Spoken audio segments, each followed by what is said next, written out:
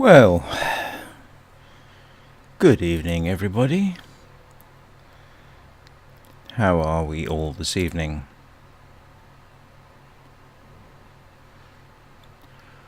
Welcome to the pre-stream check to make sure that everything's working.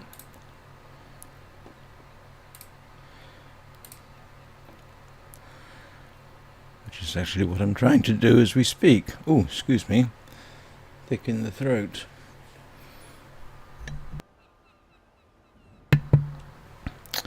And, oh, hang on a moment. Seem to be...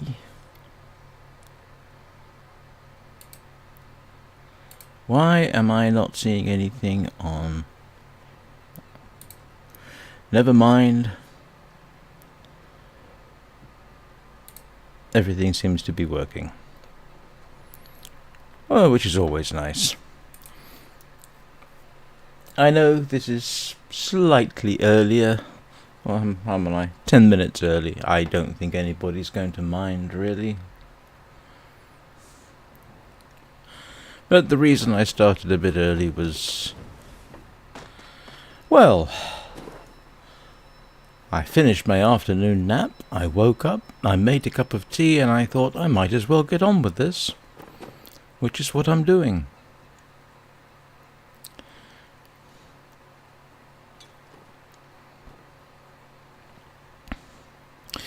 So we're basically doing your standard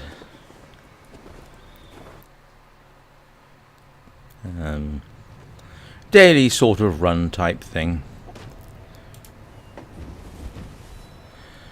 I'm currently heading off to the geyser, which should start in about 15 minutes, so I've got time to pick stuff up.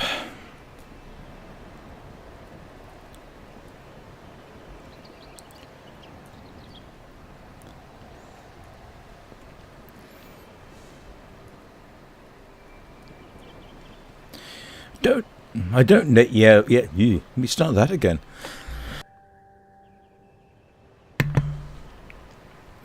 I don't yet know if this 6 PM stream is going to become a regular thing. It's just something I'm trying. Because, you know, why not? I can.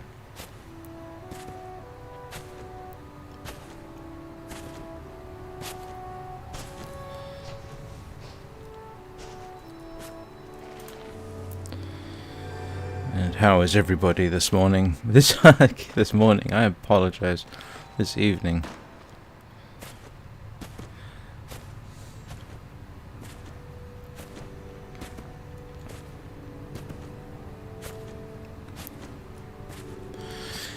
My usual practice is actually to stream at 9 o'clock GMT. I think I've got that set up in my schedule on Twitch and in a community post on YouTube. It's a shame YouTube doesn't actually let you publish a streaming schedule. At least if it does, I haven't been able to figure out how you do it.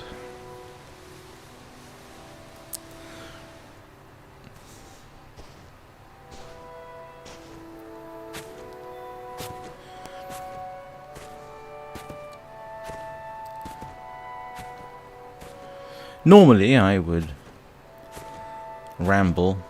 Well, I'm rambling anyway.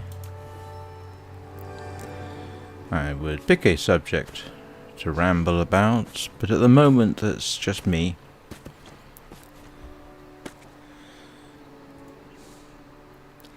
So any subject I might talk about is going to wait until I've got at least one other person watching this.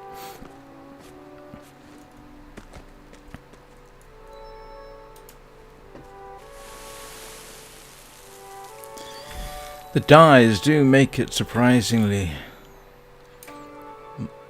a lengthier process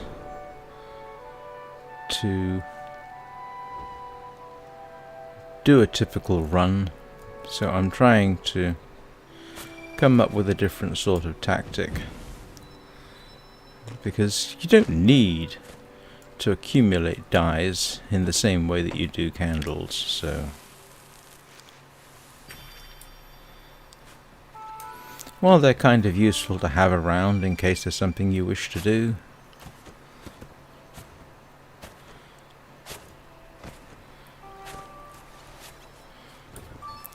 I'm not going to go out of my way to max out my dyes every day.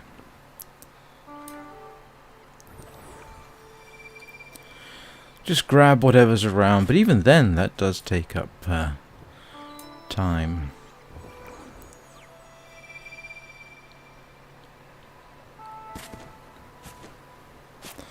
Everybody's honking away, of course, because it's the easiest way to collect the butterflies. I cannot help but wonder a little bit about this dye collecting technique. What is it you do with butterflies, I ask? I mean, it doesn't show you, it just sort of like shows you collecting them, but what do you do? Do you grab a butterfly and give it a good squeeze? I mean, ew.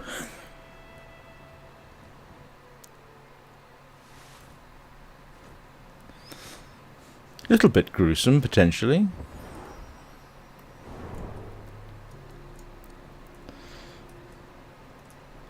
Oh, excuse me. I do have that kind of mind, unfortunately. Am I the only person who thinks doing the turtle event, what you're essentially doing half the time is collecting turtle poop? I mean, consider where the green light appears on the turtle. Yeah, you see what I mean? Oh, that was a bad angle to start with. It's the same with the giant eel in Treasure Reef. You basically follow along this large eel, collecting its droppings. Again, the blue lights appear from the appropriate region of the eel, shall we say. And that was a terrible, terrible flight there.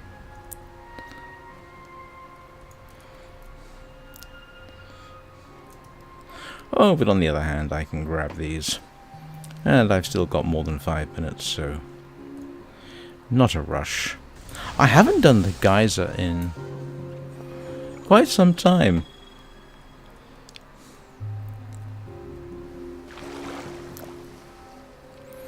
I kind of stopped doing it when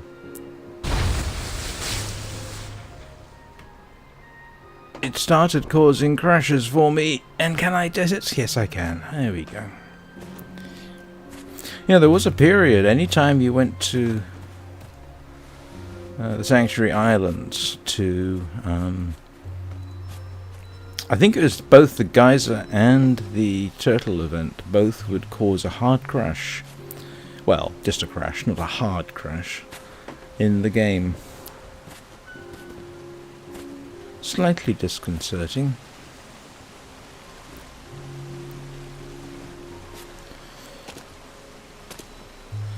Don't normally come down this way. Normally I'm going the opposite direction.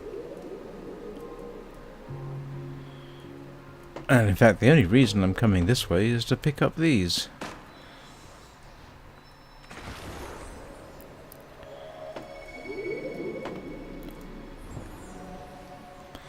But if I do this now, I don't have to do it after the turtle, which gets me a bit of extra time.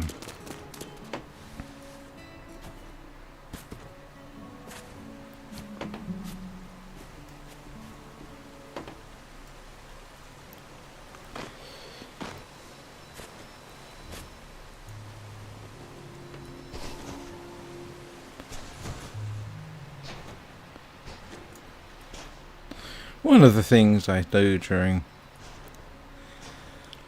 my streams is talk about, well, pretty much anything, really.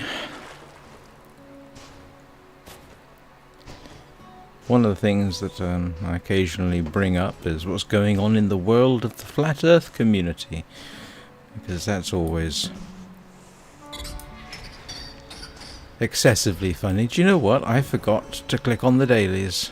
Oh well. I can always do that. I'm not going anywhere near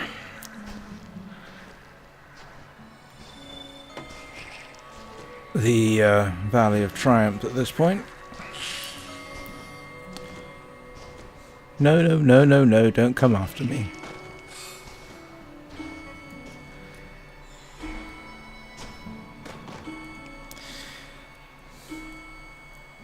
So, I may as well talk about it. As you may or may not know, there is a small but vocal minority of people who think the Earth is flat. Which sounds ridiculous in this day and age, but in fact, the Flat Earth Society, as we know it today, got going during the 19th century, I think. And it appears they were not particularly happy about the fact that science, they decided, was no longer intuitive. Which is technically true, it isn't. There's nothing necessarily intuitive about science. And for whatever reason, the subject they decided to set their eyes upon was whether the Earth was round or not, despite all the evidence to the contrary. Human beings have known that the Earth is round at this point in our history for, what, 2,500 years, something like that? Greek mathematician figured it out. But it's entirely possible that somebody else did so before then. So, for example, when Columbus sailed to America, thinking that he might be able to find a shortcut to the Far East, he knew the Earth was round. Everybody knew the Earth was round. Nobody thought they were going to fall off the edge. That's kind of a myth that grew up out of somewhere. But the Flat Earth community, otherwise known in England, I think it was the Zetetic Society, hung on for a surprising amount of time. But when I first started on the internet, it was an amusing group that nobody took seriously. Nobody was out there trying to make videos about the subject. I can't remember the name of the leader. He lived out, I think, in the Mojave Desert somewhere. And he was regarded with a certain degree of affection, I think. I'm not sure he would necessarily be happy with the way that the Flat Earth community is headed. But then came YouTube. And suddenly, this new grift opened up. And I'm moderately certain some of them, or prominent members of the Flat Earth community, know that the Earth isn't flat. But they make money off it, so it's in their interests to perpetuate this little con/lie. And unfortunately, because it's the internet, they found a ready audience.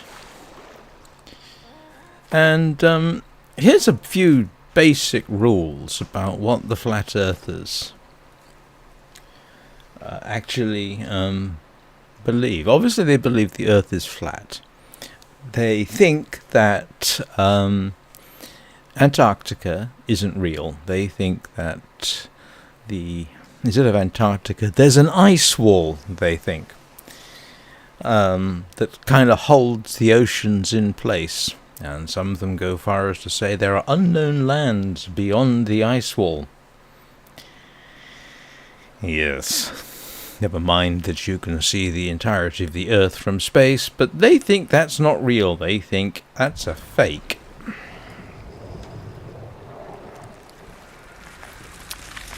You know, you can watch live streams from the International Space Station. Oh no, according to them, that's all fake.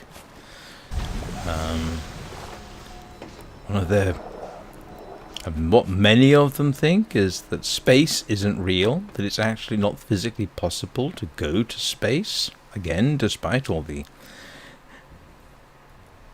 uncounted millions of documents demonstrating otherwise.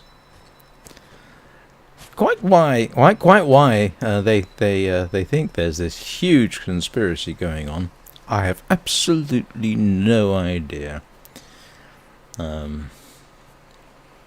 Some of them think that instead of space, there's a transparent dome over the Earth, like we're in some kind of gigantic snow globe. Sounds daft, doesn't it? Well, that's what they think, or claim, despite absolutely all the evidence to the contrary. The other thing they don't think is real is gravity. They think gravity isn't real. Anyway, last year, a Utah pastor named Will Duffy... Oh, let me finish. Hang on. Yeah, I forgot. The other thing about Antarctica, they say, is... Obviously, they say it's not real. Or if it is real, you can't go there and you'll be arrested and by men with guns.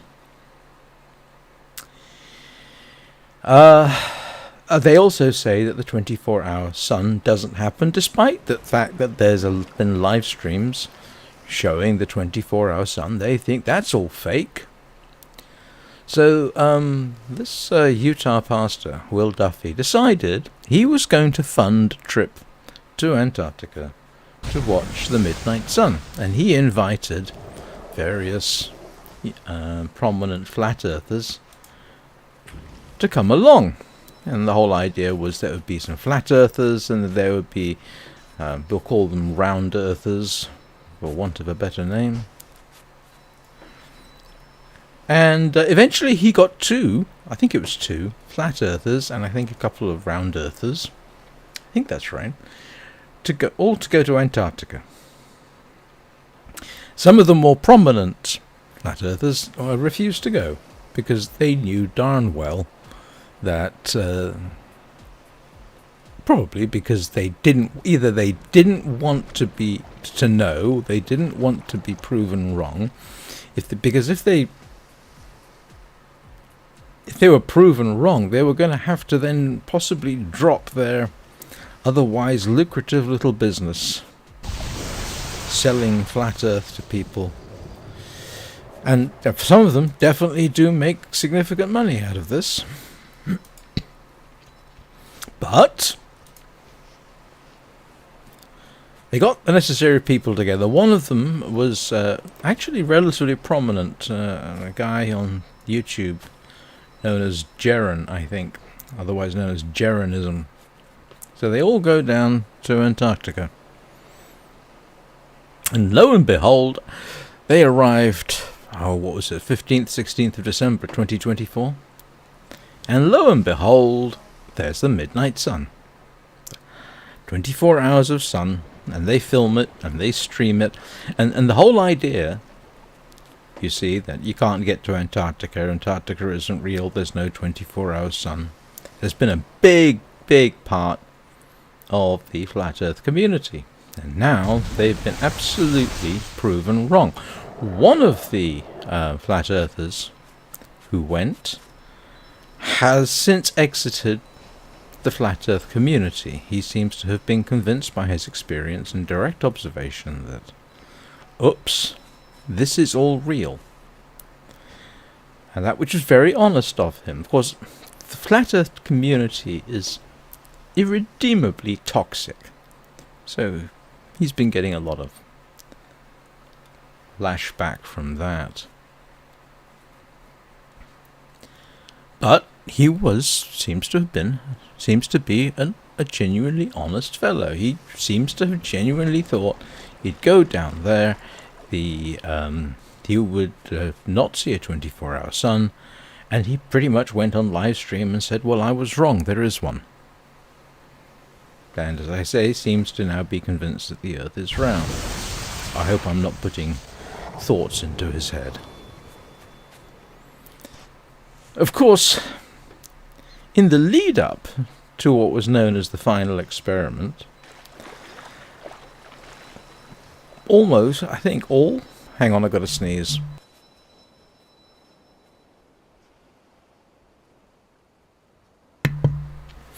All the flat earthers have been saying things like, oh, we never said there wasn't a 24-hour sun, or it doesn't matter what they see down there, it's not a valid experiment.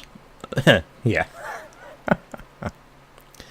So, they've been, and I think knowing what was going to happen, coming up with all kinds of reasons why this was a trip. I think some of them even said, oh, if they do this, it'll be faked. So, now the Flat Earth community is dealing with the backlash from this. I think some of them are trying to pretend they never said that there wasn't a 24-hour sun, in spite of the fact that there are videos of them saying precisely that. And they're all trying to claim that the whole thing was faked, with a green screen or with projection onto giant LCD screens, or what was the other one? A powerful laser, I think, being shone on the transparent dome that covers the Earth, or something like that. It's actually been quite funny to see the Flat Earth community desperately trying to deny, even harder than usual, trying to deny the evidence that's right in front of their faces. But the lead up to all this, so to speak, is one of the more amusing counters to this, and this was an American preacher who is a flat earther. I can't remember his name, unfortunately.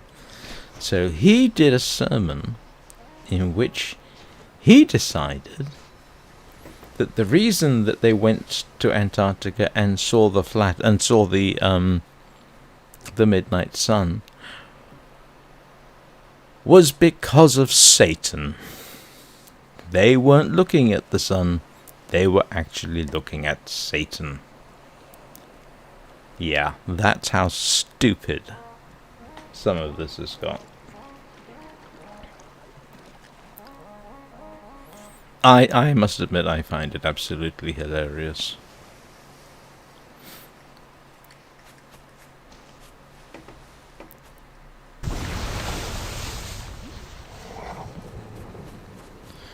I mean, I can sort of understand it, they've got so much invested financially in the flat earth. Of course they're not going to say, oops, we're wrong, because now they won't have a YouTube channel and they won't be able to sell their books and this kind of thing. So of course they're going to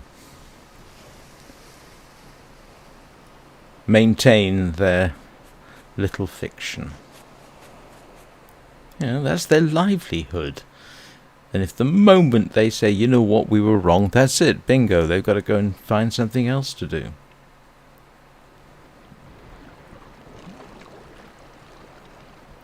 Because let's face it, there is sort of money to be made from flat Earth, but there isn't much money to be made from proving or showing the evidence that the Earth is not flat. Because, that's established. We know it is. It's like saying, I'm going to do, or I'm trying to think of something suitable, It's like some of the worst forms of pseudoscience. The kind of thing, or maybe you don't.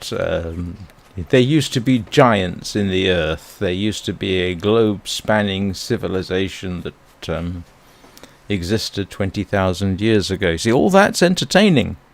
It's far more entertaining than reality. So, of course people are going to... it's easier to make money peddling pseudoscience than it is real science. So, yeah, like I say, the fallout has been endlessly amusing.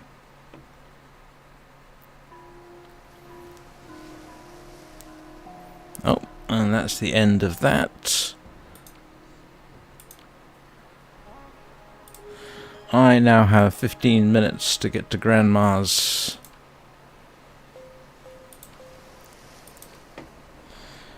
And everything seems to be working. And I mean, in the game, Sky earlier today was having technical issues.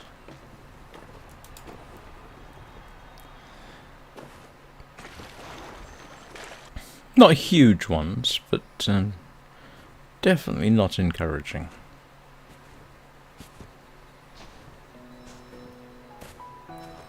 But they were bad enough, it did lead me to wonder how this is going to work this evening. Ah, did you know about the rock? This appears in random places in the aviary.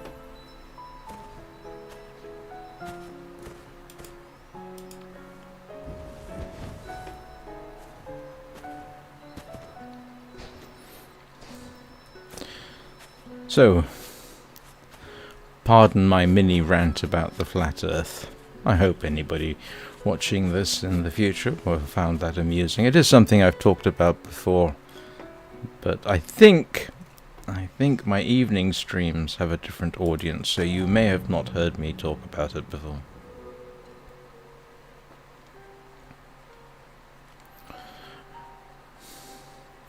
But yes, if those people peddling pseudoscience, what went plink at me? Something went plink in my ears.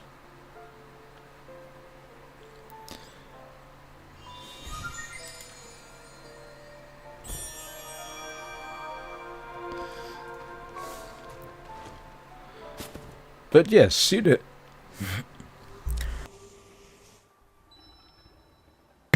yeah.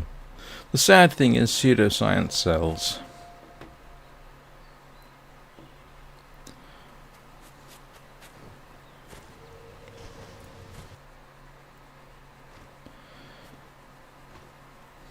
Oh yeah, there's the shard event today is a black shard event, so probably not worth my doing, to be honest.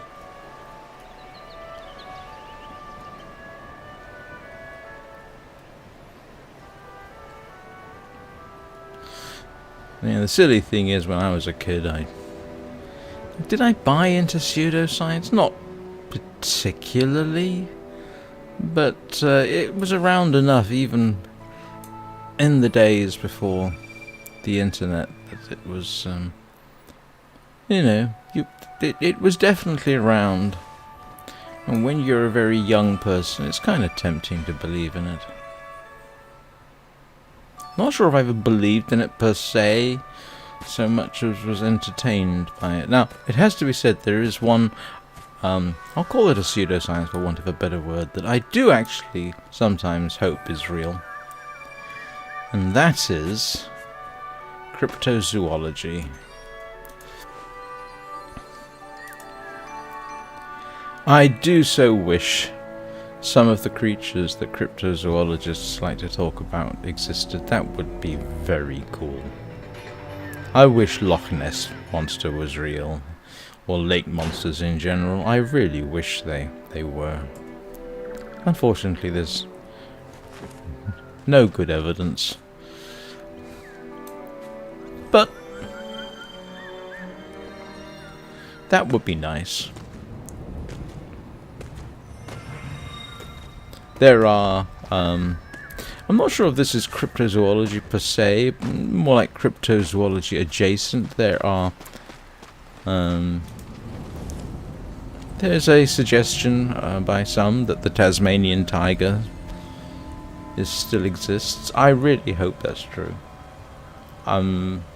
It's not likely, but I really wish that. I really hope that's true. But it's one of those things. It's one thing to want something to be true, and in the case of something like cryptozoology, that's actually harmless. You know, if it turns out there really was a Loch Ness monster, that's going to be that would be fascinating, but it's not going to change the world.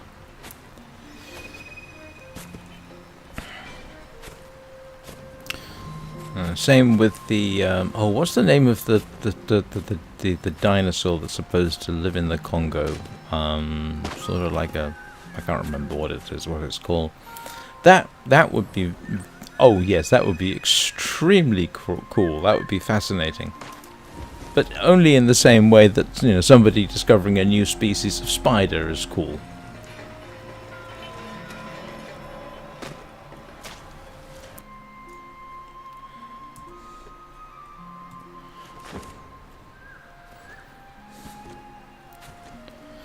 I would love it if somewhere in the world, in some remote place, it turns out that non-avian dinosaurs still existed, that somehow they survived for the last 65 million years. That would be fantastic. But,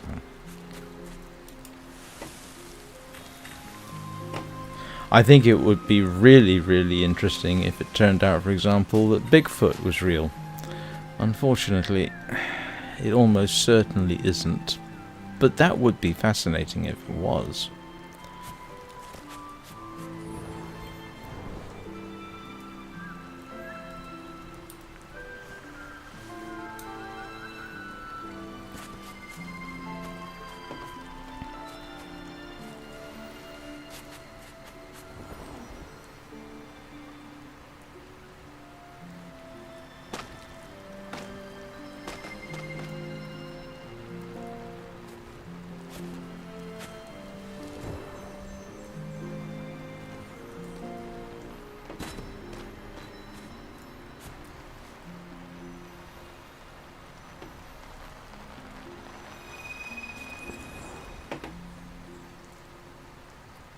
Mind you, there was a time that something like cryptozoologists turned out to be correct. When the platypus was first discovered, nobody believed it. They thought that can't possibly be real. You know, this otter-like animal with a beak. It's not really a beak, but I mean, you know, it looks a bit like a sort of beak. And it's got a tail like a beaver, and it lays eggs. Yeah, that idea was not taken too seriously. People thought that the animals brought back were fake. Now, that would be I suppose in some ways, a classic example of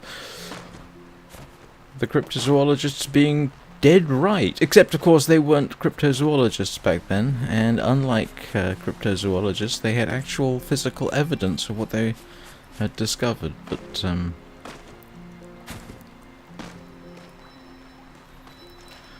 oh, of course, and the other thing about the platypus, it's also venomous.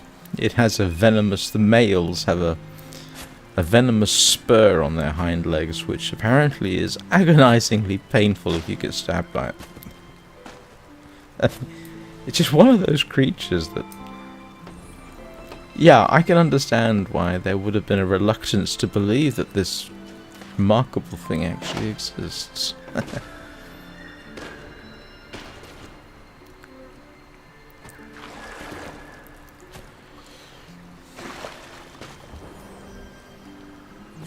And no, unfortunately, I don't think Bigfoot exists. I'd like it to. I mean, yeah, as I said, that would be so cool if Bigfoot existed.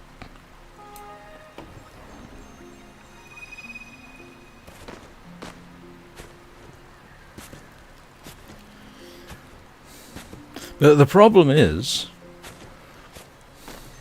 we don't have good corroborating evidence for it.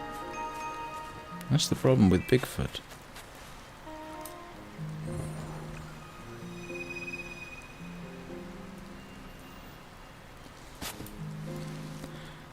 And I'm afraid people saying they've seen it is insufficient evidence to conclude, oh yes, this thing is real. The only time I can think of where somebody claimed to have physical evidence of Bigfoot, they somehow persuaded the FBI to do a DNA study on this sample they had. You can actually find the report online. Anyway, they tested the DNA and found that the sample belonged to a white-tailed deer. So,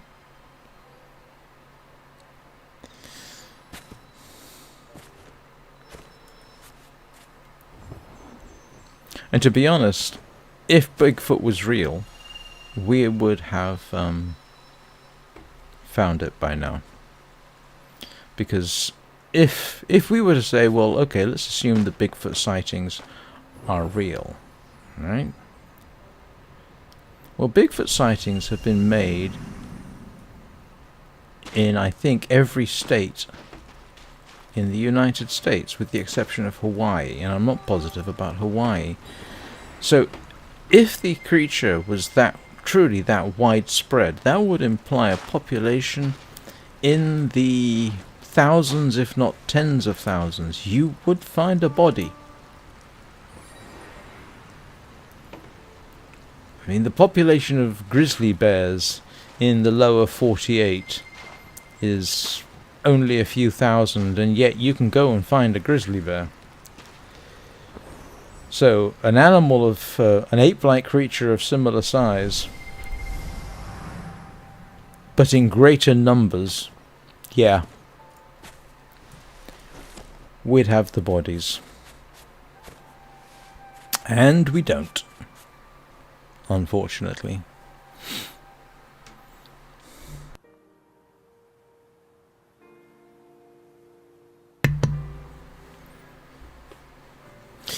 The other problem with the Bigfoot, and in fact, any of the large ape-like creatures, because there's more than one reported in the United States.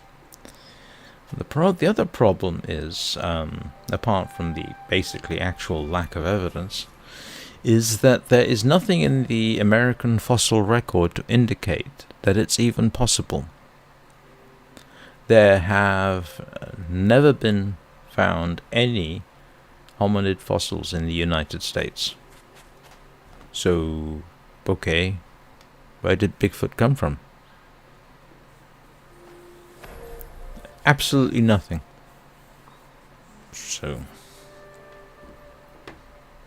now of course in some cases what they claim, and what is it, the Louisiana swamp ape, has a combination of factors which is simply not possible.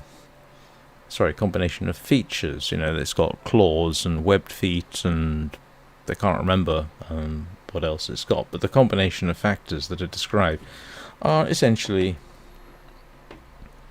not possible in biology. And again, no fossil record of anything that might be the precursor to it.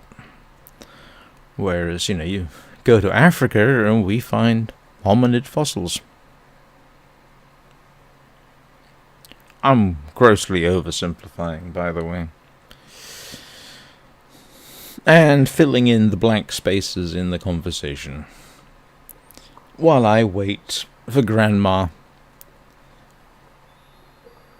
I got here slightly too early.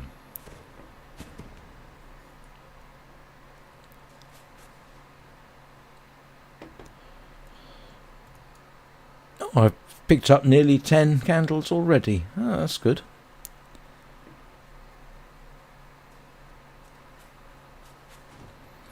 Have I picked up all the dyes as possible here? I did, yeah.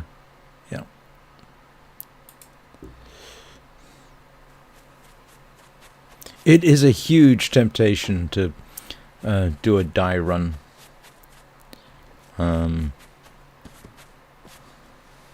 But in reality, there is Unless you have something specific you want to do, there isn't much reason to do one.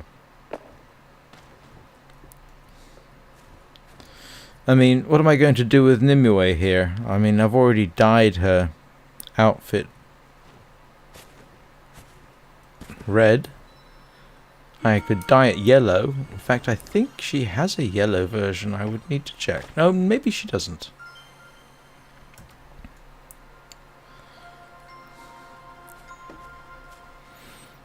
The yellow applied to the cape lining and the pants she's wearing actually looks quite nice. I mean, I suppose I could dye it green. What other, or some combination, or orange. But, there's not much point, to be honest. Not for me, at any rate. What colour combinations have we got? No, definitely orange. Don't have enough white. Could do something with green. Might have an experiment with that at some point. I'm assuming that you can make blue from those two. Or pink, possibly?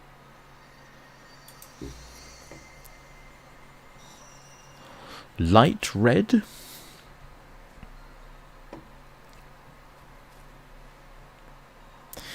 But the temptation to simply go after and max out all the dyes is quite significant. And I don't need them. I do need candles. Candles are things you end up spending. Candles and ascendant candles and seasonal candles and hearts are all useful.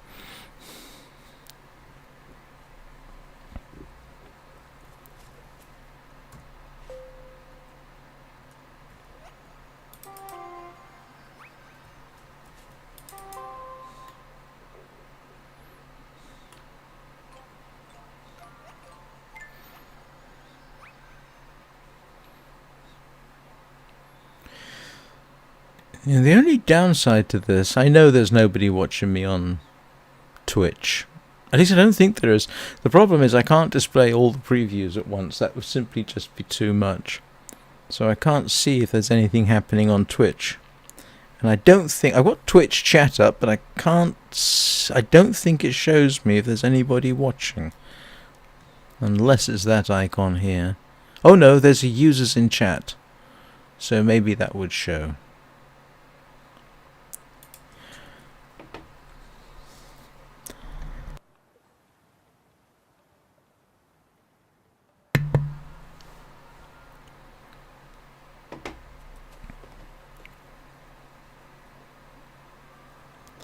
Maybe if I were to run something else, I don't know, No Man's Sky, perhaps. I might give that some consideration.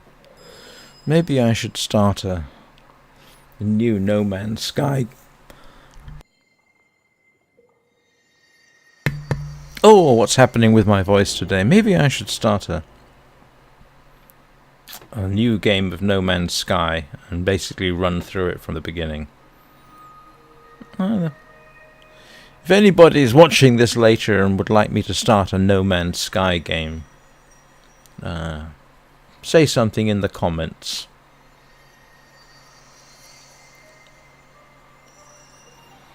I've normally used No Man's Sky as a sort of a fiddle around sort of thing, but I have no problem with a dedicated game for streaming where you run the game from scratch. It is a nice little game. I suppose another one I could do is Elite Dangerous. I don't have a huge number of games available to me. Elite Dangerous is actually, it's got a learning curve like falling off a cliff. It's not easy. It's actually quite hard to get into. I mean, I suppose I could always start another Long Dark run just for the evening streams. Again, leave a comment if there is something you would like to see Can't guarantee that I've got it. What have I got? I've got Abzu, Besiege, Brighter Shores, which I think is just out in early access. I haven't really played that. Caravan Sandwich. That's actually kind of fun. Flower, but Flower isn't a long-term game. In fact, Brighter Shores might be. Besiege certainly is. I've got Genesis of a Small God. I've streamed that a few times. It's all right, I suppose.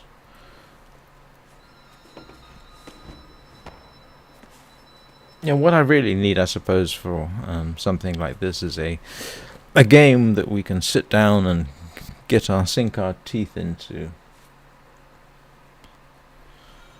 Sky, of course, is a bit repetitive, but who knows? I'm moderately certain I have people who watch who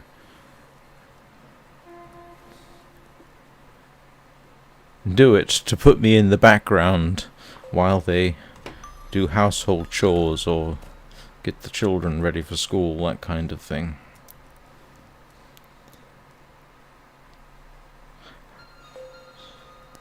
I had that comment made about me reading the Sky Children of the Light end-user license agreement, which I did once. I did something like 2-3 hour streams reading that. It's actually one of my... I think it's my most viewed video, which is kind of amusing.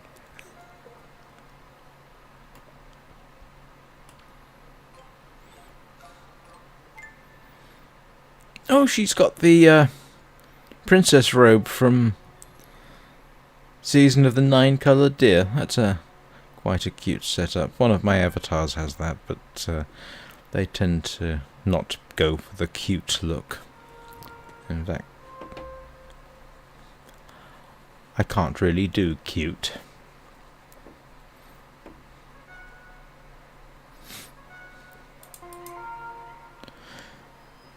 And let's see. Oh, I've still got a... Hang on, what time? I'm just looking over at my clock on my laptop, but that can't be the time, is it? Hang on. Oh, it is. This doesn't seem to have been going on long enough. Well, correction, this seems to have been going on too long.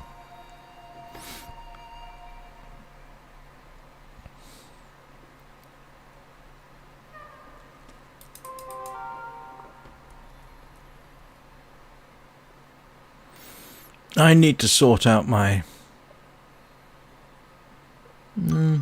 yes, I know what I can do. Let's change the... Where's my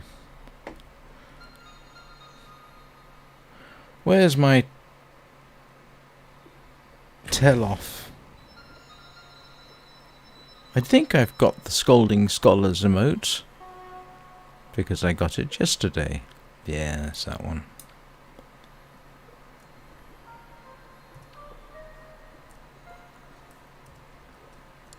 Yeah, that's the one I want. One of my friends in Sky. Did she just echo that back at me?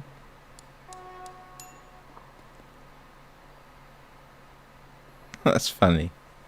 I did not just imagine that, did I? One of the more slightly amusing things I've seen is this friend of mine who stands here and appears to scold Grandma. Yes, you do have more. I know you do.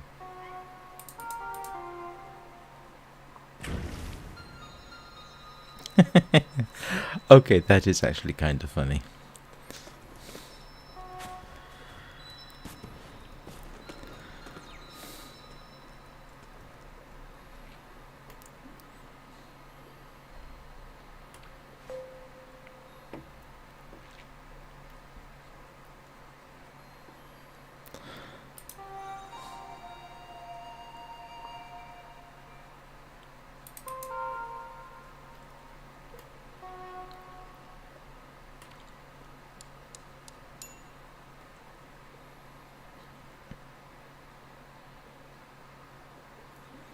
Maybe I just got lucky. I don't have that emote. Pretty certain I don't.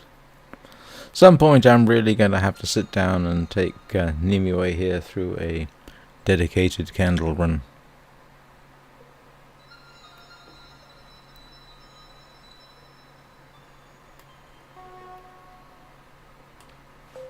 Thank you.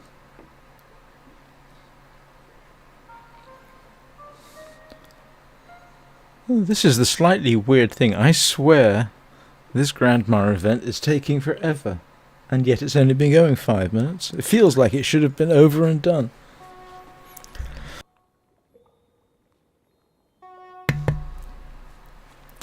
So after Grandma, we'll go dashing off to the turtle to clean up after the turtle. And then I should really do the dailies.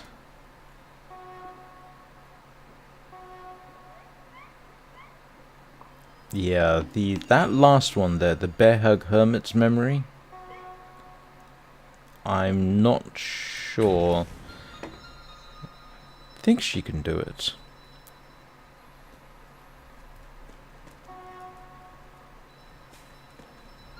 I think you can do that one wingless now that I think about it, so I should be able to manage that one.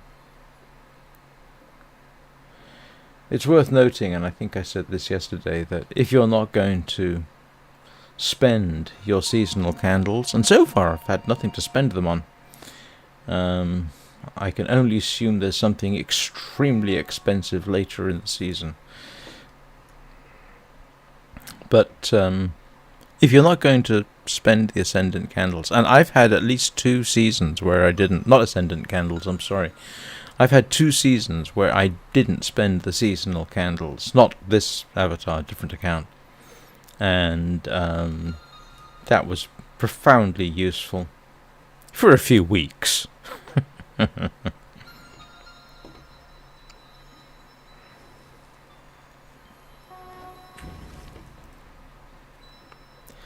Because inevitably some spirit comes along and then you want everything that they've got.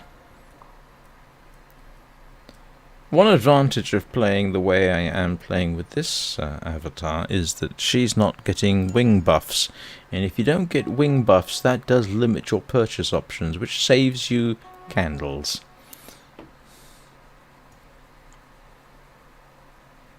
She needs some shoes. Don't think there are any shoes available at the moment that would suit.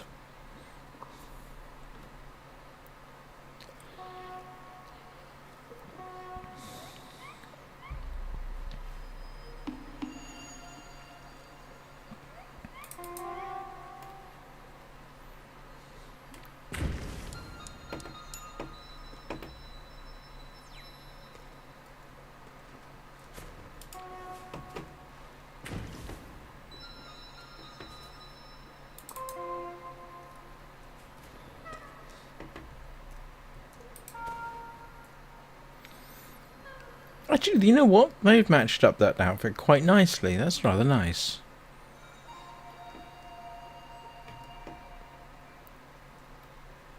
I hadn't thought about that.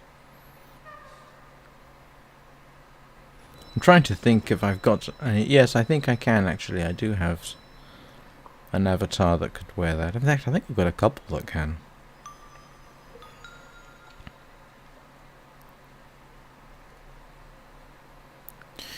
"53 minutes, and well, we'll find out how many candles I've got in a moment."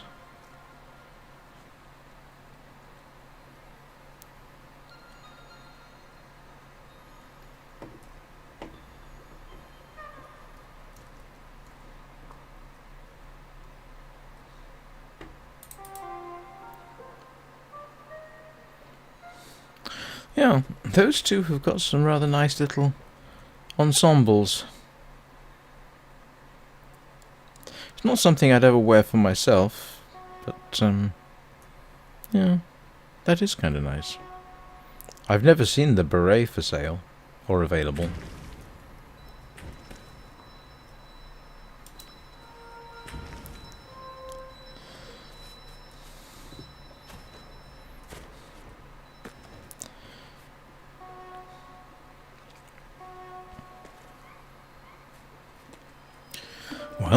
everything still seems to be working, and I need now to get out of here.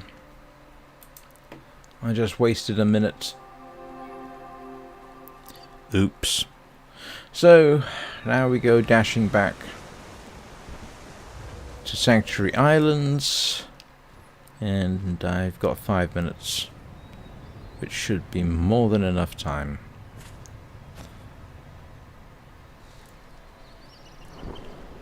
And so once we've done the Sanctuary Islands, I will go run the dailies, I think.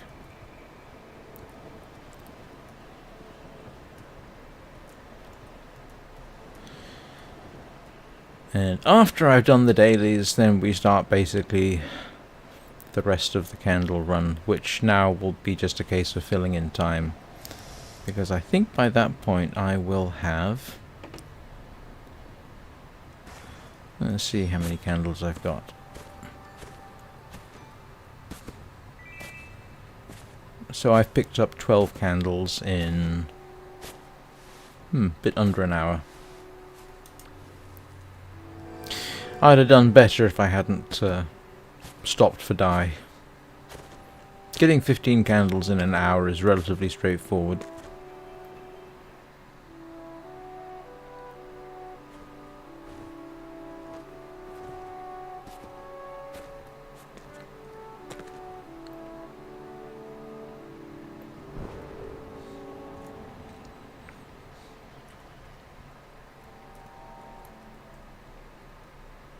Oh, for some strange reason that reminds me, I need to look at getting a pop filter for this.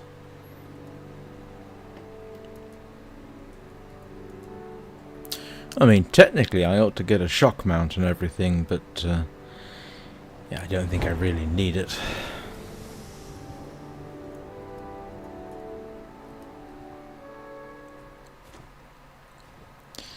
So normally I would go grab the candles off to my left, but I did that earlier, so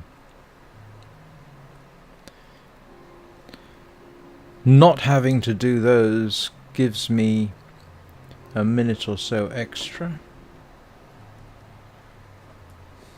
And it's into these spare moments that I can consider picking up butterflies.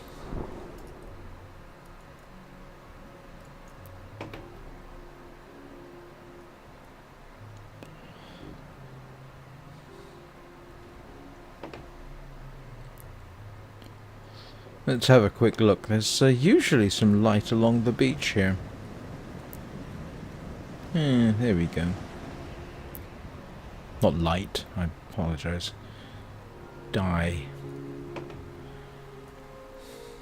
If it's not too recalcitrant, I should have time.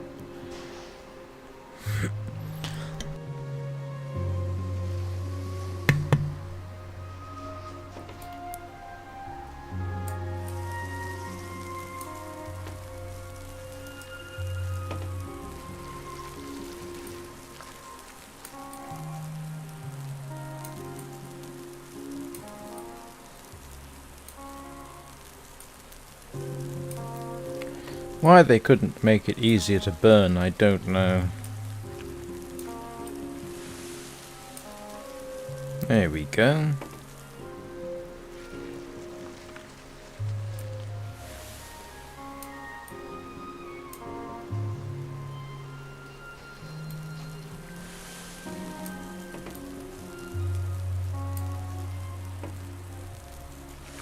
And I've still got a minute.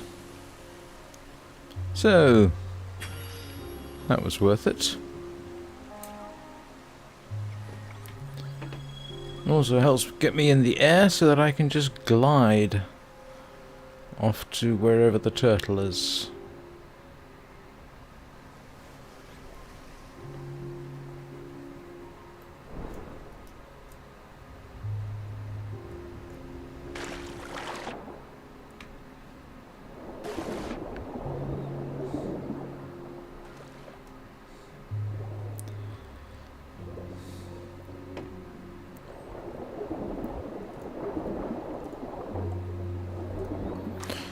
So once we've done the turtle, I will probably take a quick break because...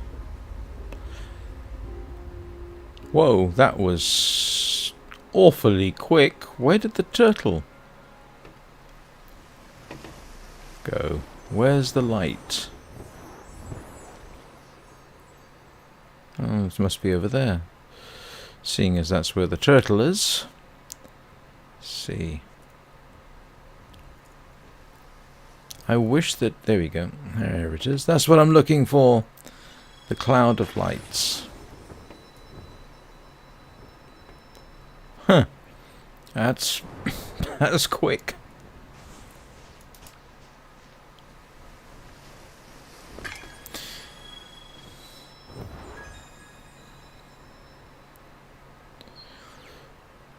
I always start on this side of the ravine. Not entirely certain why.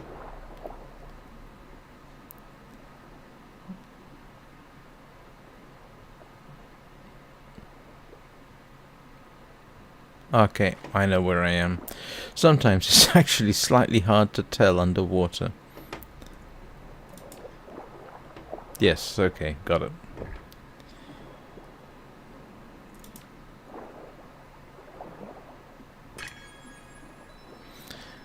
What is kind of amusing is watching the sunset. It drops into place like something out of a cartoon.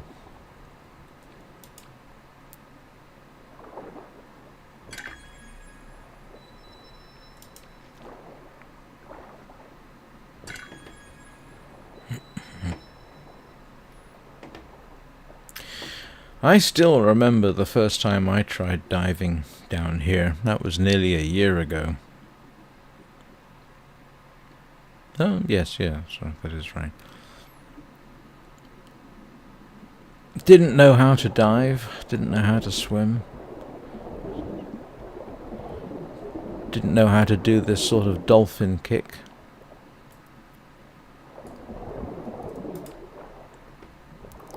Thought I was going to drown. I can't remember if that was before or after my first trip to Eden.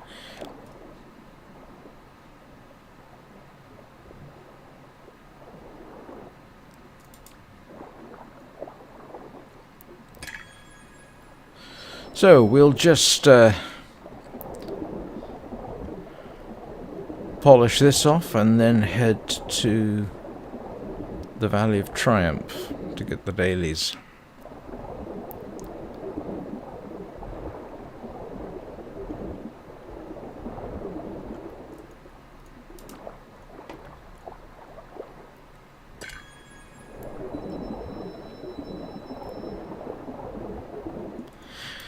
I know I've been doing, well, the last 2 days at any rate, I've been doing Nimue's journey.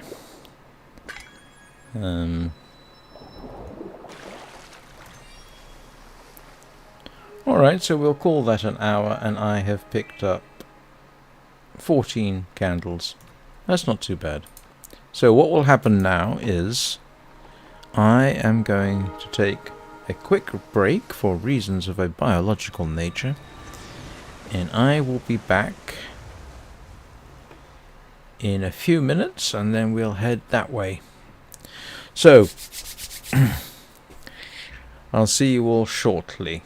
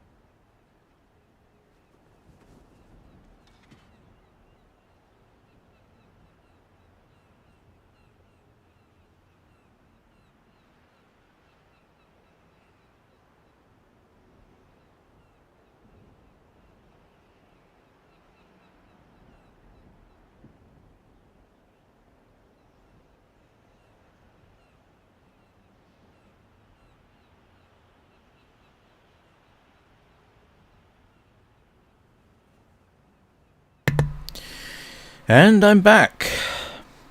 Oh, not quite. I forgot to do something. Now I'm back. Right. Let's head to... grab the dailies. Where's the... there it is.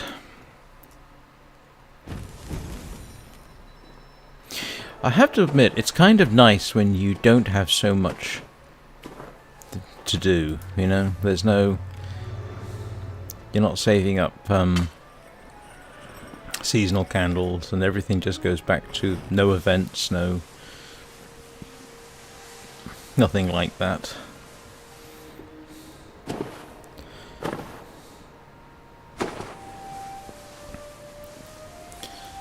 So, I have, in principle, an hour left, which, yeah, that should be...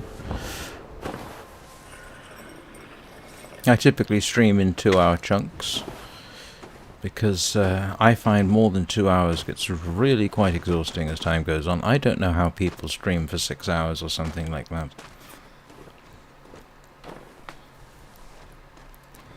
I suppose it would depend on what I was doing.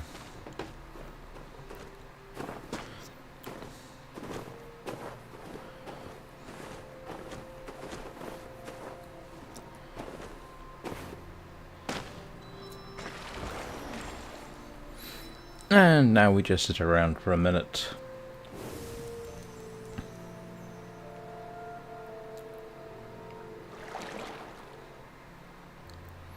Why do I get the feeling that there's something I'm missing?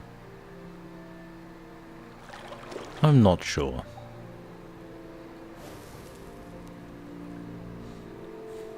But all this stuff is in pretty much the same area, so... this should be over fairly quickly.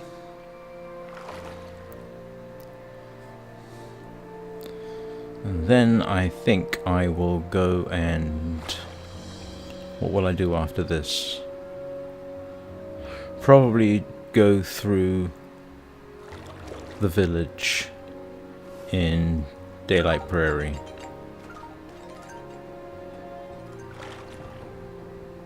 Then finish off the Hidden Forest. By which point there probably won't be any particular reason for me to...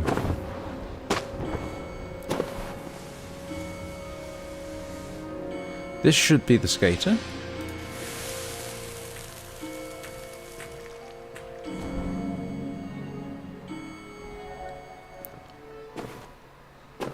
I wonder if this will count as doing two of the daily quests.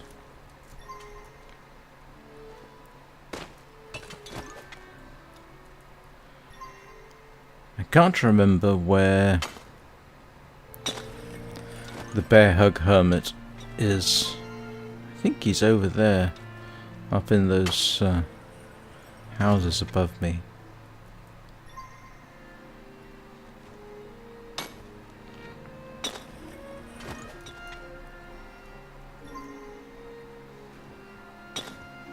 Trying to remember if I've done the quests here. I think I have.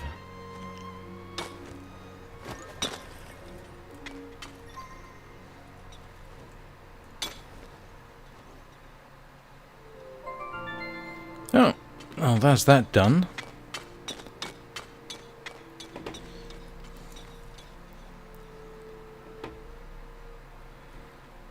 Oh, okay, that doesn't count. Alright, where's the bear hug thingy-me? Bear hug hermit. That doesn't count as reliving a spirit's memories. Alright. Where is the bear hug hermit? I know he's around here somewhere because you end up coming up this direction, so he has to be around. Ah, is that him? Yes, he is. Oh, this one. Should be interesting. I really don't like these.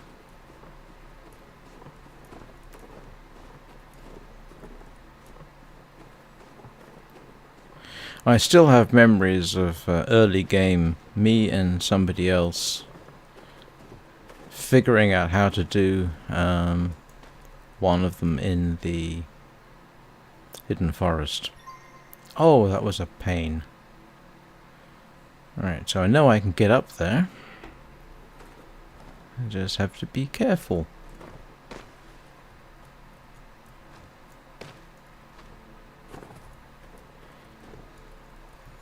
Oh no!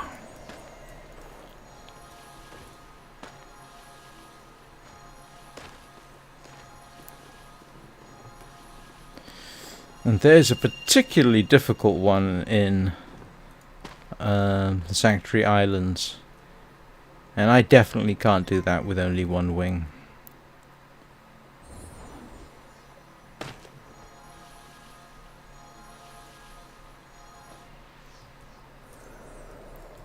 In fact, I still remember the first time I did it. I went onto Facebook and posted a message which can basically be summed up as help. And somebody was very kind and showed up to help me. It only took a few minutes. That was very kind of them. So if you do need help with something in the game, going to the official Facebook forum for the game is well worth doing. It's a bunch of very helpful people there.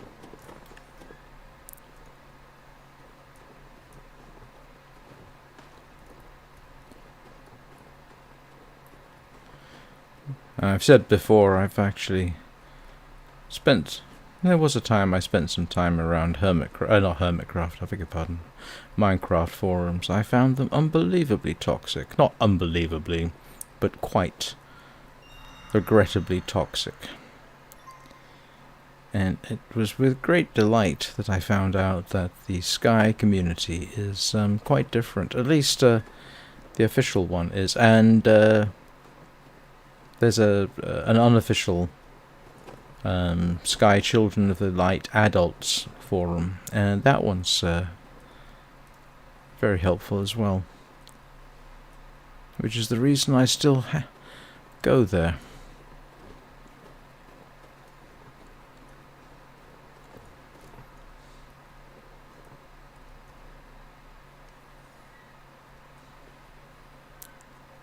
Oh, wait a minute, I'm actually going... Oh, I forgot. I'm going up there. I forgot where I was going.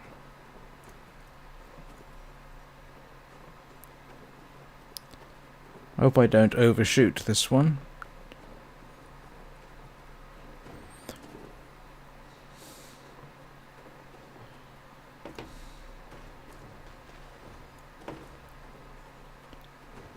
Whatever they're doing, it doesn't look like it was particularly safe.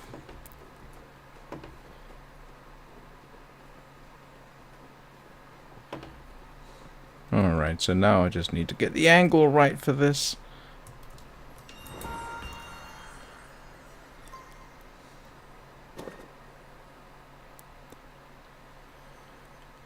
Oh dear. Please. I'm gonna have to go back up. Hopefully I don't run out of time. Okay. That was alright. I could just, I suppose...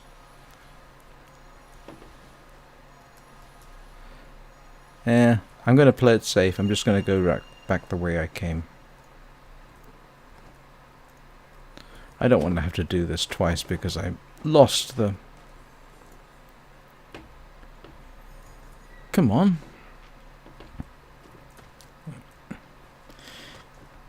There we go. This should be straightforward now. This is the long way. If I had more wing levels, I would... it would be easier, but... As anybody who has been following Nimue here for a while, she only has one wing level. And no wing buffs.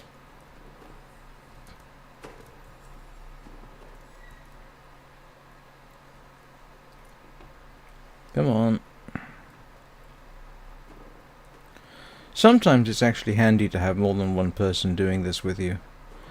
They can sort of anchor that circle of light in place while you make mistakes. And this should be... Oh, he caught her. There we go. All I just need to do is this. And that's the dailies done. Oh, apart from the other candles, so I will go grab those.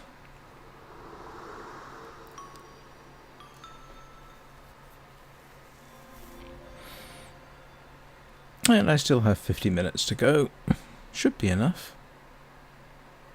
I don't think I'll be running to grey.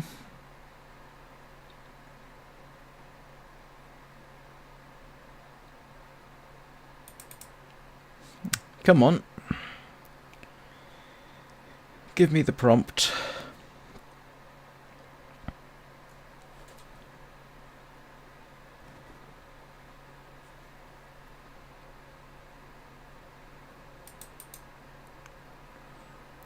Oh, there we go, at last.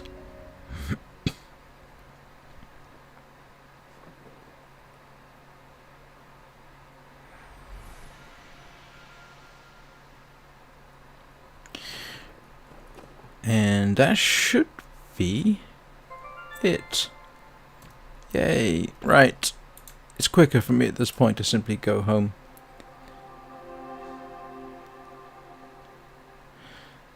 And then I've got to run down to the ice rink.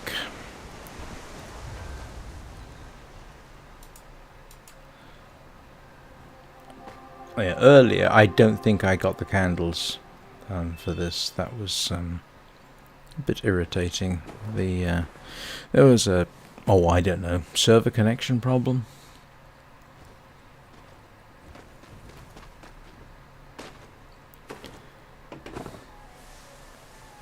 Not doing tickets. I've got everything I want for the tickets, so I don't have to do that. And in case anybody's wondering, unlike seasonal candles, which are converted to regular candles at the end of the season, tickets do not. Don't know why. That would be kind of nice if they did that, but they don't. Did I completely missed that.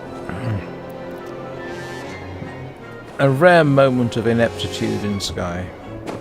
Now, if you want to see my ineptitude on full display, I strongly recommend my Long Dark series.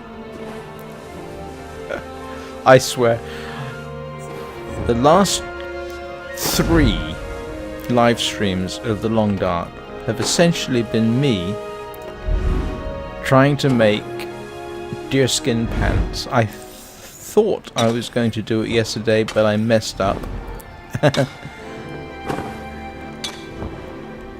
But today, in the Long Dark, I managed to make deerskin pants. That was a hugely satisfying moment for me. I also surpassed 50 days in a single survival run in the Long Dark. And what I didn't realize was when you do that, you get an achievement on Steam, which was rather nice. It turns out that only 8% of players who play the Long Dark actually survive for as long as 50 days. Now, that sounds probably more impressive than it really is. I think what actually happens is people get turned off by the game. Because it's not easy. Even the easier levels are not actually hugely easy. Because I noticed that you actually get an achievement for surviving 1 day in the Long Dark. And according to Steam, only about, I think it's 52% of players actually survive for a day. So I have a suspicion people buy the game thinking it's something else and get put off by it.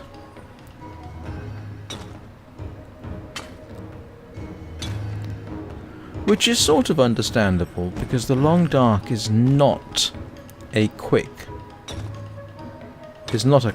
game. It demands a significant amount of patience.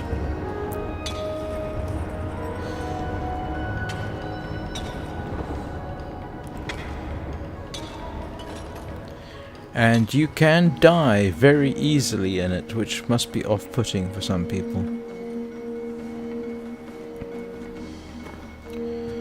I'm pretty certain I picked up the dies from here. We'll have a quick check. Yep, I've got everything I wanted. So actually, seeing as I'm here, I will probably zoom down to the temple. Where's the other one? There it is.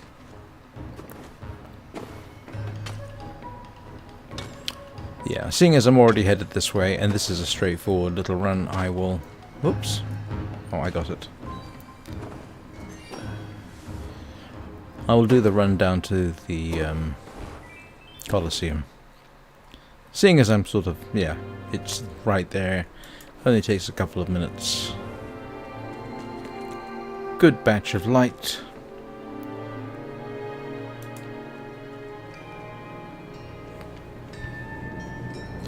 I will be interested to see how many candles I have after 2 hours. With one of my, in quotes, normal, unquotes, avatars, I can run to grey in 2 hours if I'm not doing dies, but I rarely can be bothered to go run to grey. It's, I want to say it's soul destroying. You spend the first hour getting the first 15 or 16 candles, and then the second hour getting the remaining 4 or 5.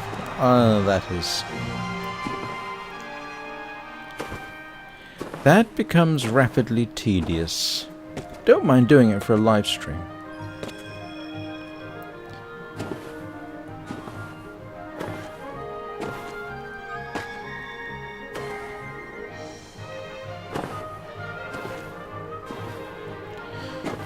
So I was saying earlier that this may turn into a regular thing, doing a stream at 6 p.m. between 6 and 8 p.m. Greenwich Mean Time. At the moment I'm just running Nimue here, but if somebody wants me to do something else, and I've got the game, and it's long term, let me know. I mean, long-term games I've got, apart from this one, I could easily start another Long Dark evening-only stream. I could start No Man's Sky. Do a new game of that. What else have I got that's long-term? I think Brighter Shores is.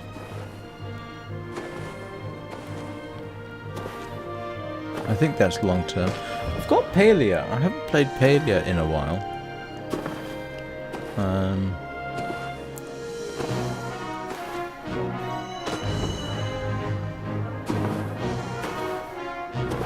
Yeah. Unless somebody wants to watch me playing Minecraft.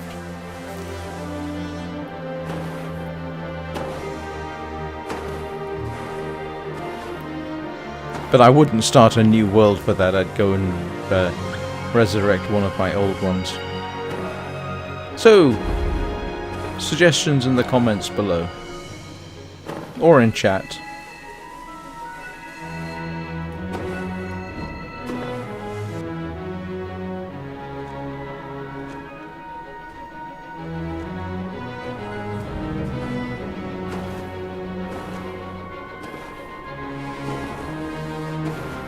Yeah, the only problem with playing Minecraft, I suppose, live stream, is that, let's face it, Minecraft is I love Minecraft. I still think it's a fantastic game. But, do people still do things like Let's Plays for Minecraft?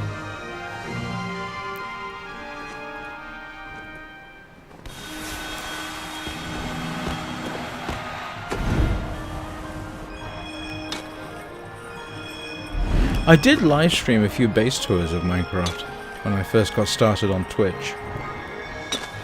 Didn't get a huge amount of interest. I think Minecraft, unless it's a well-established player, I think Minecraft might be quite difficult to get into for streaming.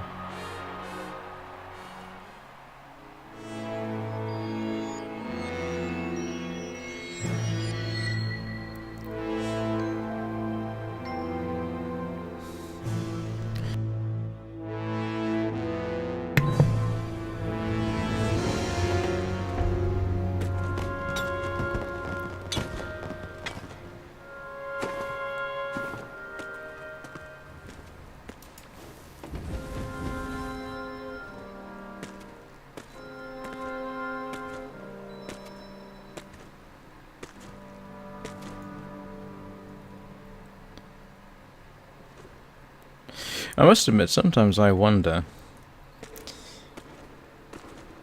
These live streams don't exactly get people watching the whole thing after I'm done. Not if I'm interpreting my analytics correctly, so it's almost no point in my talking unless I know I've got an audience.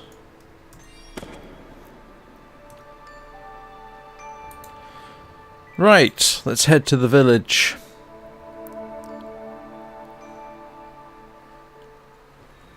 Village? Yes. No. Yes, it is called the village.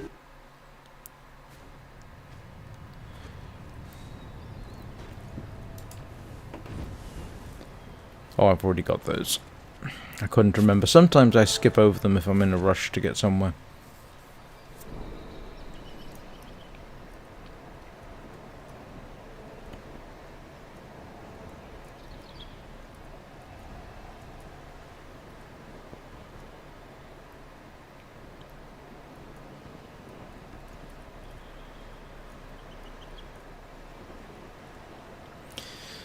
So the question is, do I want to go through the prairie caves? No, I don't. Oh, I might as well, seeing as I'm here. Go through the caves. I won't go to Prairie Peaks, because the only point in going to Prairie Peaks, apart from the fact it's pretty, which I grant you is its own reason for going, but for a candle run there's no point in going unless you want the dye, and that's going to take too long, because I'm now prioritizing candles.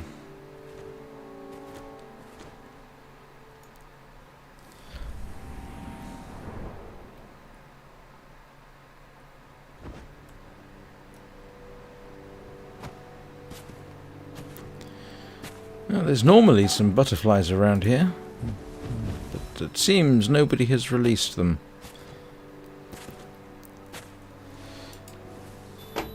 Oh, there we go.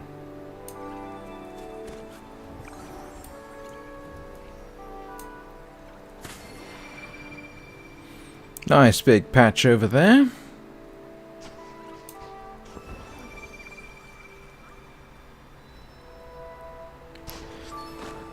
Yeah, that was kind of worth doing.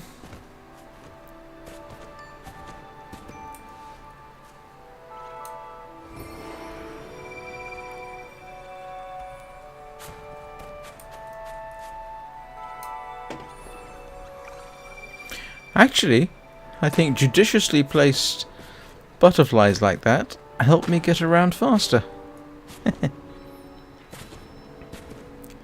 I always go into the cozy cave. I'm not really sure why.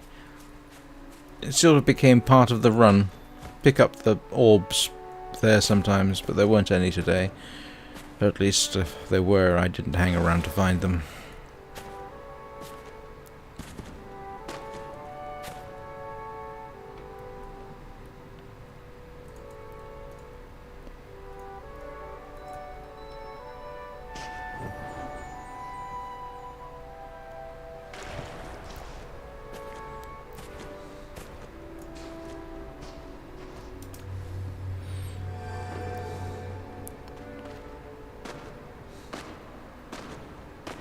Have I only got 35 minutes to go before I technically should stop?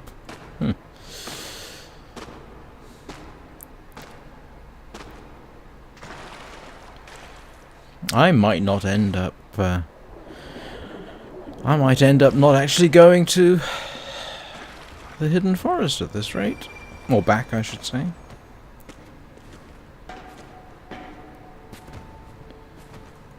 Why are you doing that? There are no butterflies in here.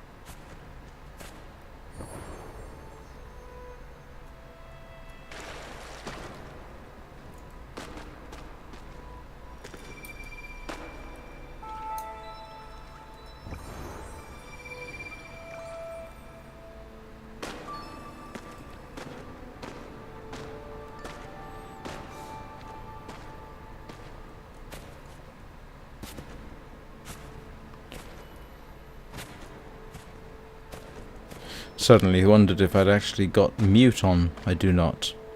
It's always embarrassing when you do that. Talking away for 10 minutes and suddenly realise you haven't unmuted the microphone.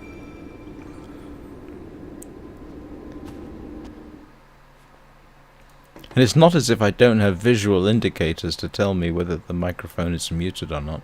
I've got one literally in front of my right eye. I can see the red light.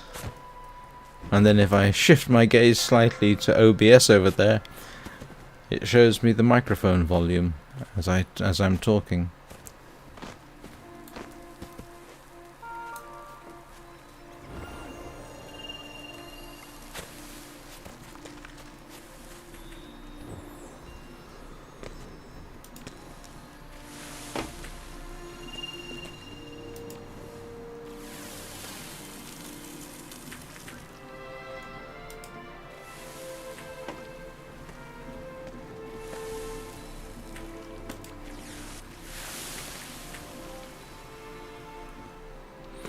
Oh, and that was convenient.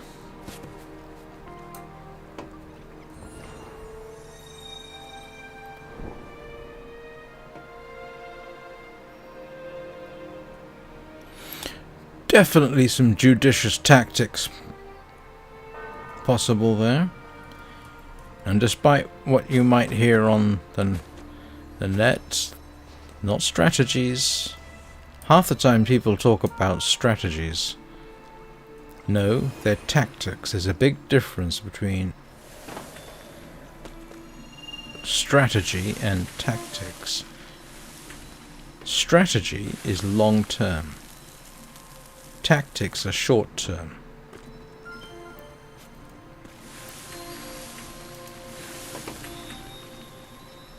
So, for example, and I suppose this is arguable, if you're doing a speed run in, say, Minecraft, your strategy is the speed run itself. That's your goal. That's your strategy. Your strategic goal, if you like.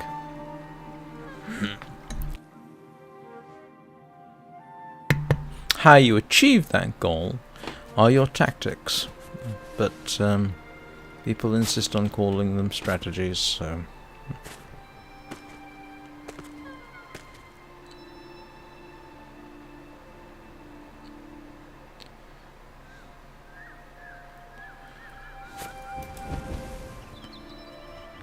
Oh, and I've still got that little bug.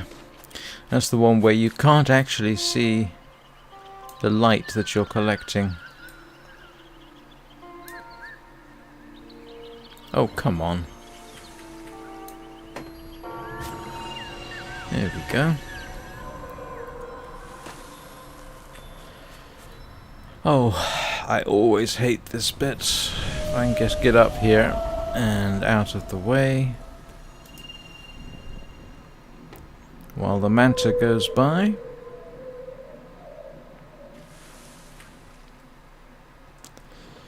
Number of times I caught up by that thing, and I really didn't want to.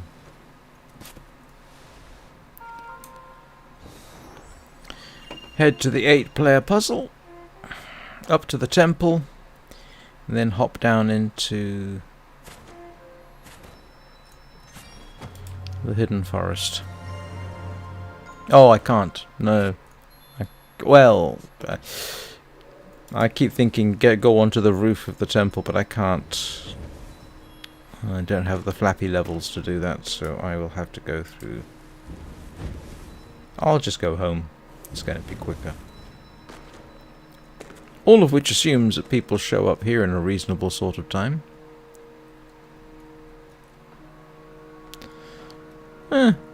Oh, that's a nice outfit. I like the cloak. That's not a cheap cloak. I think that's about £25.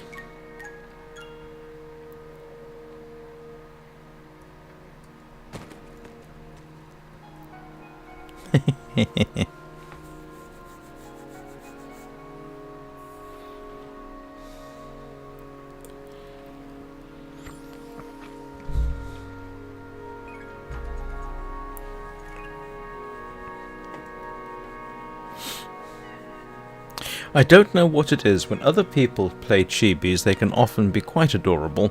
When I play chibi, no. It's just irritating.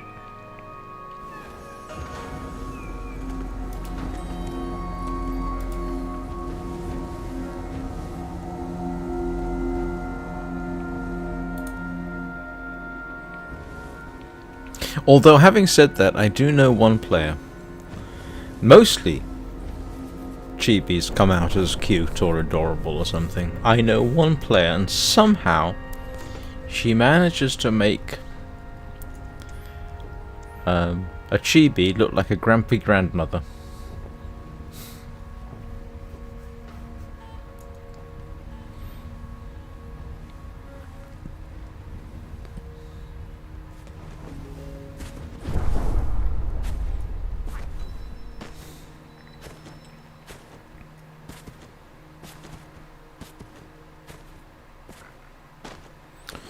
I saw her once do. Not only was she... Well, no, she wasn't really grumpy grandmother. It was more like little cowboy. And again, not exact... I'm going to have to say, for that particular player, yes, that did verge on cute.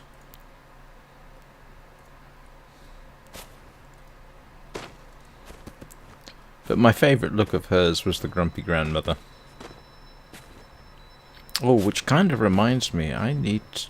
As somebody I know in Taiwan, I haven't seen them online in quite a while, and we used to do things like candle runs together. I have not seen her. I hope everything's okay.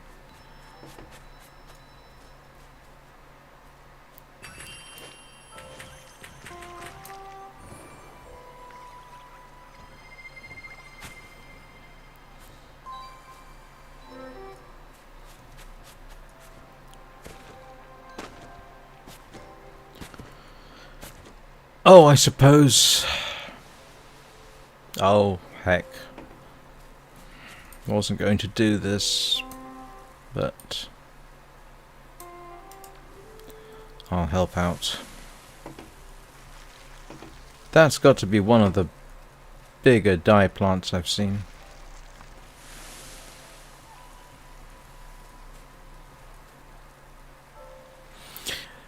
What does that remind me of? That reminds me of... Oh, Audrey from the Little Shop of Horrors? Am I the only one who thinks it looks like Audrey from the Little Shop of Horrors? I'm gonna have to mention that to people, see what they say.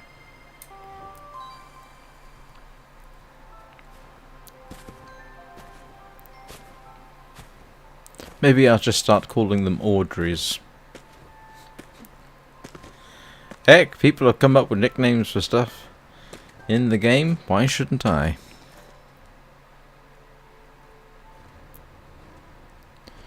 Right, just whip through this lot, and... Oh yeah, I've got done. I'm doing well for time. Within the 2 hours, of course.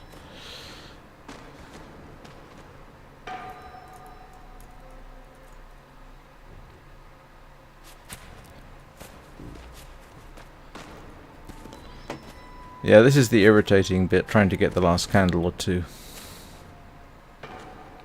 Actually, why am I bothering doing this? I'm going home.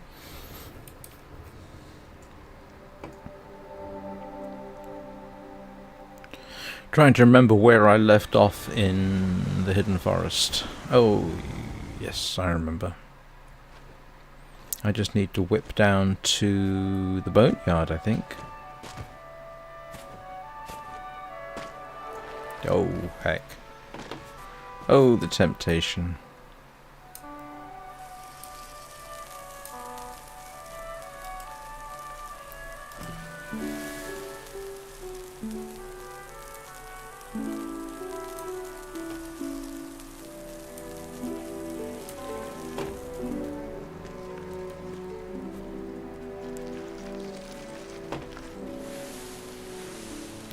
There are some surprisingly good musicians in the game.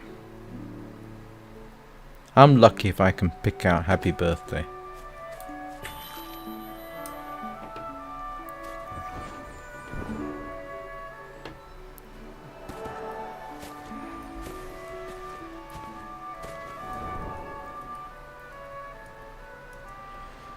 Oh, that's an interesting.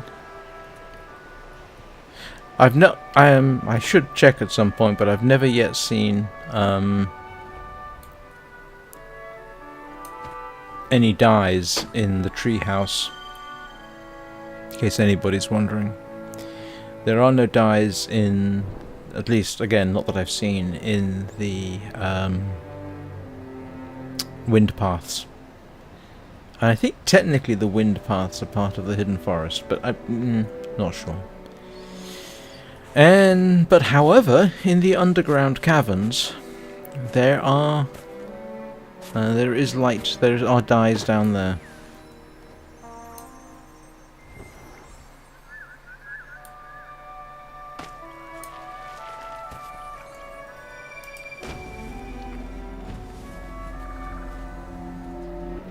Oh, I just forgot. I'm going to need my umbrella.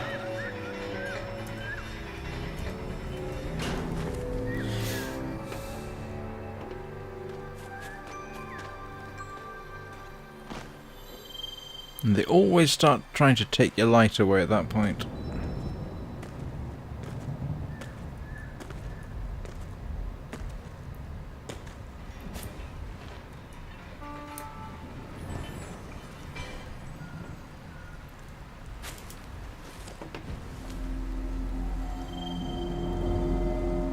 And this is going to take a while.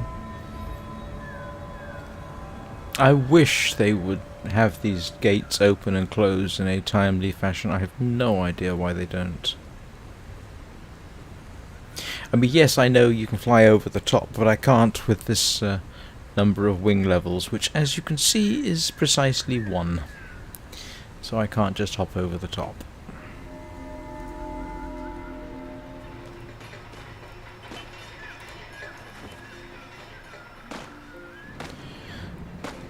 Been through here already.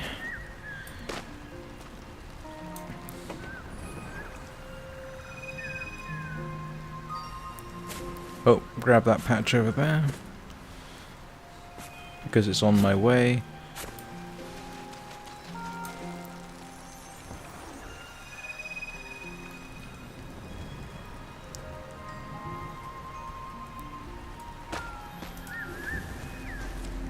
I don't know how much dye you can get in a day. I've done it, but I can't remember how many actual dye that was. So I've already got the light I can access here, so it's just a straight run through unless I get distracted.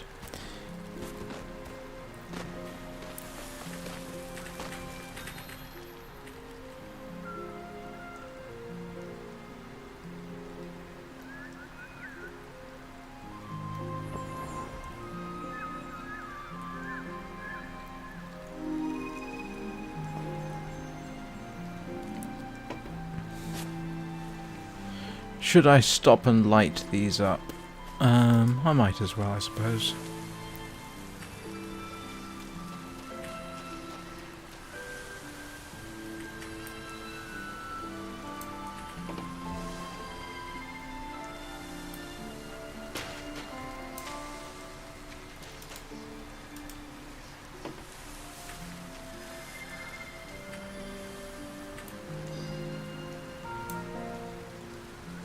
Oh, that almost wasn't worth the doing.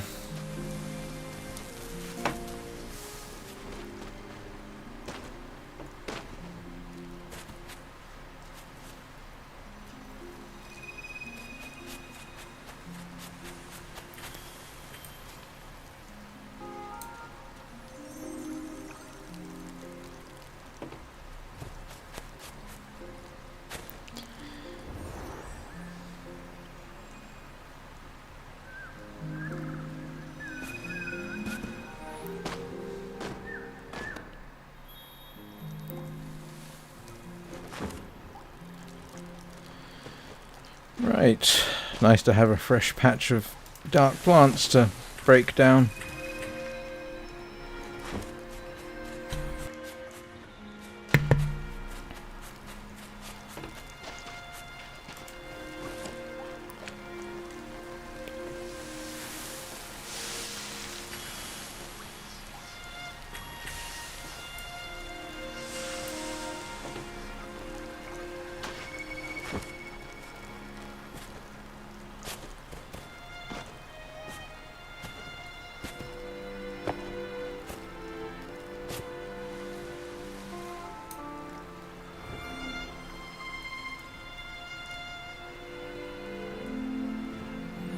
That's another patch of light I can't really get up there.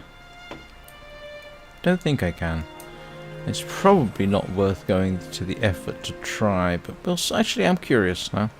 Now that I've said that, can I actually get up? Actually, do you know what? I think I might be able to. Huh.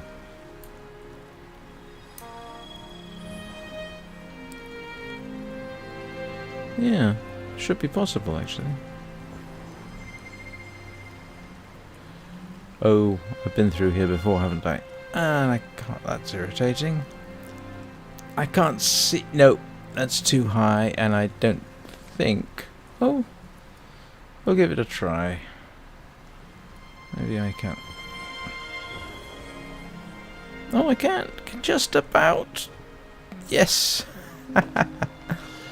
Bit of a scramble, but now I can just... Alright, it's a bit questionable whether that's worth doing, to be honest.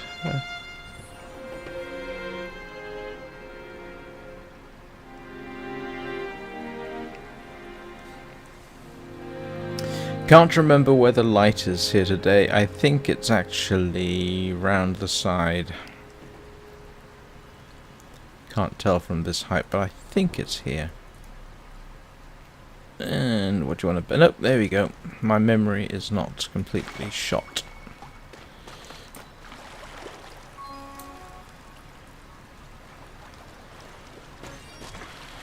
So that's near enough 18 candles, I think.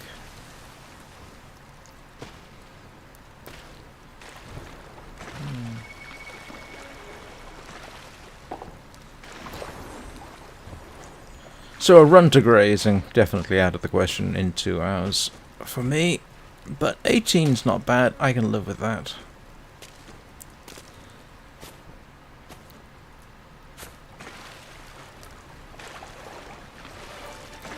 Especially given that I did take time out. There's sometimes butterflies here, but I guess not today. Which is fine.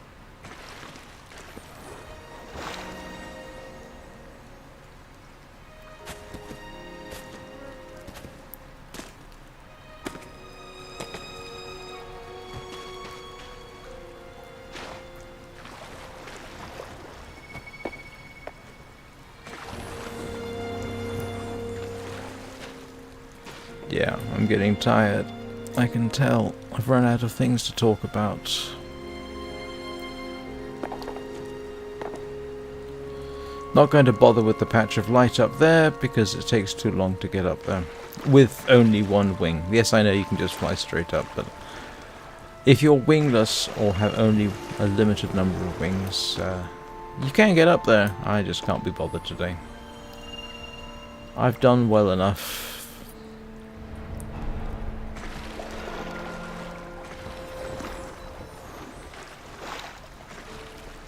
should be a patch through here. There we go. I wonder, I think there should be that patch of light under the bridge. Over there, where that spirit is. If memory serves, if I'm remembering the patterns of how they do these things. Yes, there is.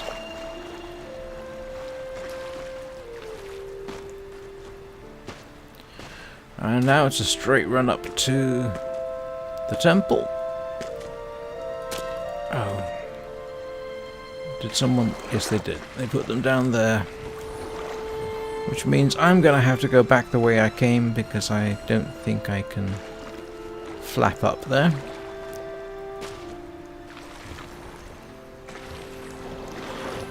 And I haven't turned the rain off yet. If I didn't have the umbrella, the first thing I would have done would be... Oh, wait a minute. Is somebody in trouble? Okay, that's a case of I need to turn the rain off. Don't panic, don't panic, don't panic. Let me turn the rain off first so I can go help. Oh dear, they're losing wings.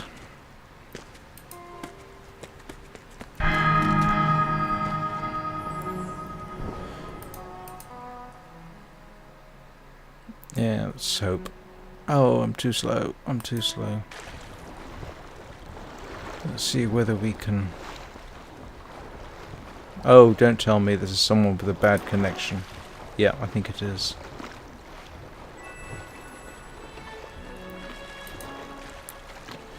I don't know that there's much I can do to help.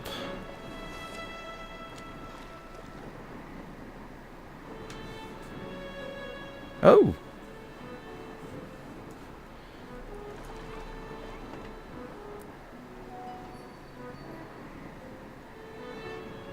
What were they doing?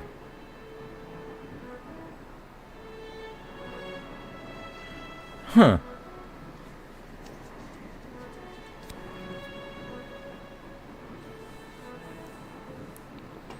Are they trying to lose their...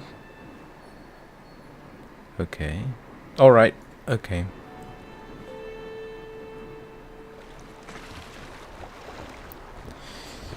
They are deliberately trying to lose their wings, I think. I can respect that.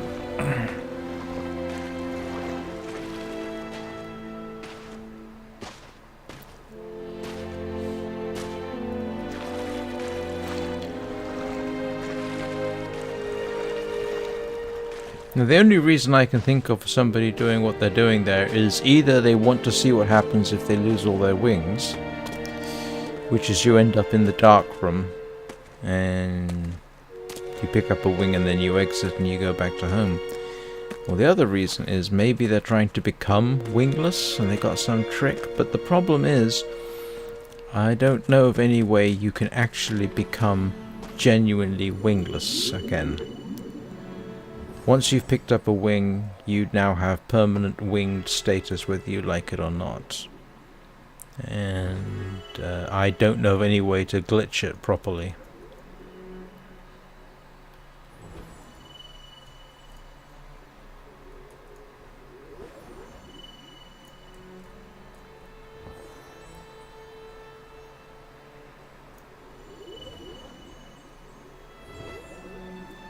Unfortunately, I don't have any way of passing on that knowledge to them.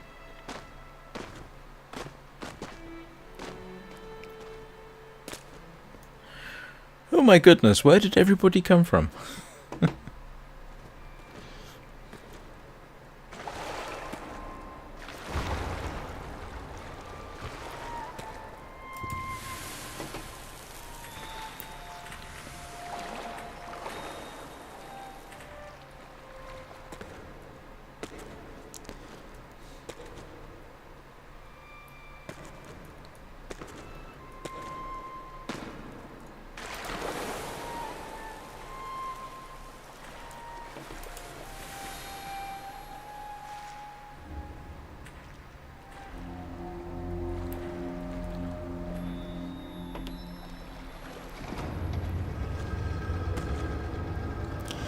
Yeah, pretty much got to the point now where there's...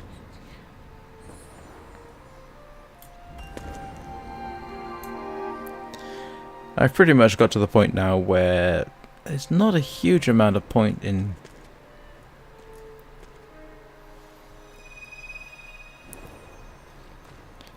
trying to scrape up the last candle or two. Which means this is coming to an end, I'm afraid. As fascinating as it was, probably. That's sarcasm.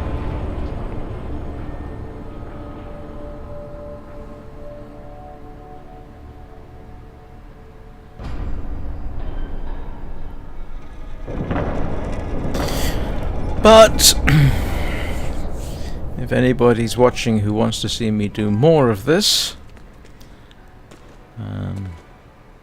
I stream in the mornings from 9 o'clock GMT till about 11, and I've started streaming in the evenings from 6 until about 8, unless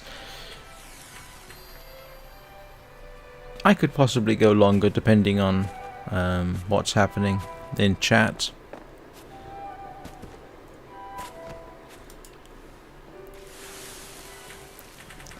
Or if something particularly interesting is happening in the game. But to be honest, I have pretty much, in 2 hours, I've gotten about 18 candles and a bunch of dye.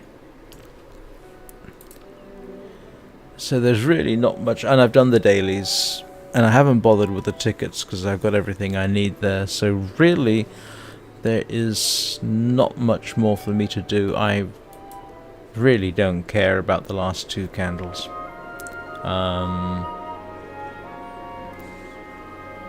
Yeah, getting that up to even 93 would take forever. So this is now coming to an end. If you find this afterwards and you enjoyed it, I hope you did. I will be back probably, well, like I say, I will be streaming again on tomorrow morning, 9 o'clock GMT. There's a community post.